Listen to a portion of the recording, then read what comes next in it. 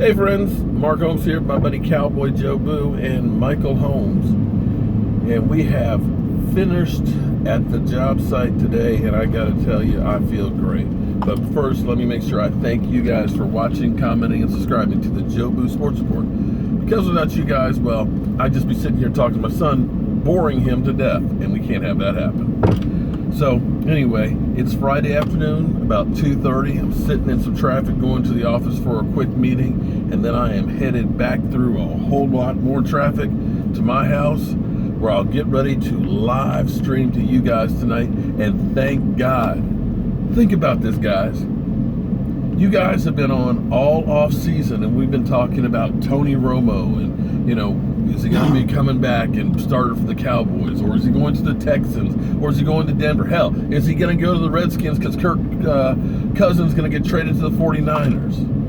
We've been talking about the dink and dunk Dak quarterback. We've been talking about Zeke Elliott and Boobygate. Well, guess what? Tonight, it's none of that garbage. Tonight, we're talking about a game. Well, kind of. It was the Hall of Fame game. It's not really like a game, but it's more like practice than a game. But hey, we did have some players that looked really good last night, especially Alfred Morris.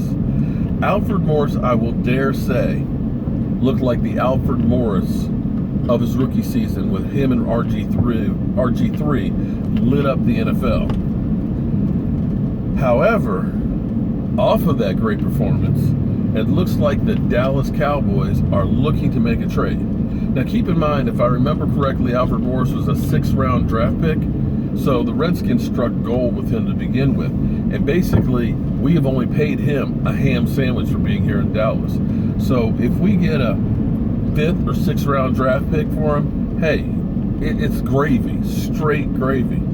Although I will say this much, you hate to let a player with talent go, and I know he is basically a straight running back. He's not great as a pass catcher out of the backfield, but he is like a ramrod type of a running back and a good change of pace. Kind of hate to see him go, because I got to be honest, Run DMC, Darren McFadden, did not show me a whole lot last night. Now, I know that we're talking about 2nd and 3rd string guys and guys that won't be playing a whole lot. Guys that may not even make the team. However, you're still supposed to be an elite back. Show me something. But hey, we'll see what happens with that. This is the time of year where teams are starting to jockey for position and saying, okay, we're going to try and make a move, and we need that guy. After seeing our performance on the defensive line, I think our Cowboys may be evaluating, thinking about that war daddy. If one of these older statesmen pass rushers gets cut, or maybe a team might be interested in doing something, I think the Dallas Cowboys might try and make that move. Because from my standpoint, our offense is going to be a beast. La'el Collins, to me, looked good at tackle. He's getting some of the rust knocked off of him. But you see the strength and the power of him taking guys to the ground and not letting them get there. A couple plays, he was up a little bit high, playing the chesty games and stuff like that. Then that's just a little bit of technique. But from the raw standpoint of having the tools, having the leverage, having the strength, he's got it. But, what? And then we have Rico Suave. Rico. I tell you what, that size, that jumping ability, that speed that he has, he looked like a man among boys. Now again, I know it's only preseason, but when you think about the weapons that this offense is going to have, if Rico Gathers is anything like he was last night, think about this.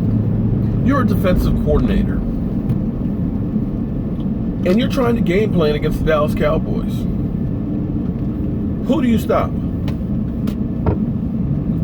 You got to worry about Zeke Elliott, because he will literally run roughshod through you with that offensive line.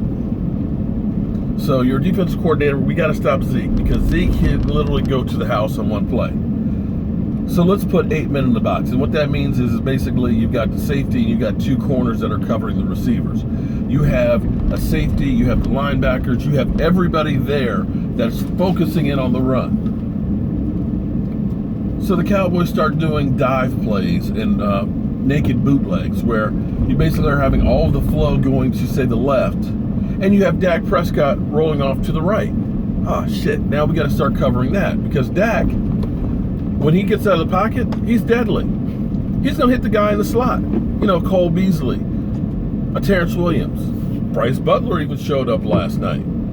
Or, better yet, you got Dez Bryant going to the house one-on-one because you got 8 men in the box. So you say, oh, shit. We can't let Dez Bryant free. We got to double cover Dez because Dez, he's healthy and he's a playmaker. Okay, so we're going to have to go with 7 men in the box then. And we're going to double cover him, and we got 2 other corners. So then you go ahead and get Father Time, Jason Witten. No matter what you cover, he's always open. And he always catches the damn ball. He can't run very fast, but I'll be damn sure if he doesn't get first downs.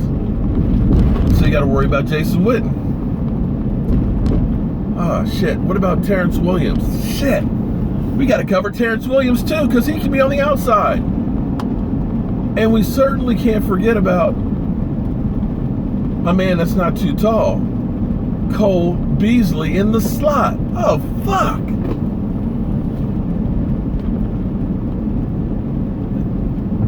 We need a couple extra guys in the defense. It's not fair.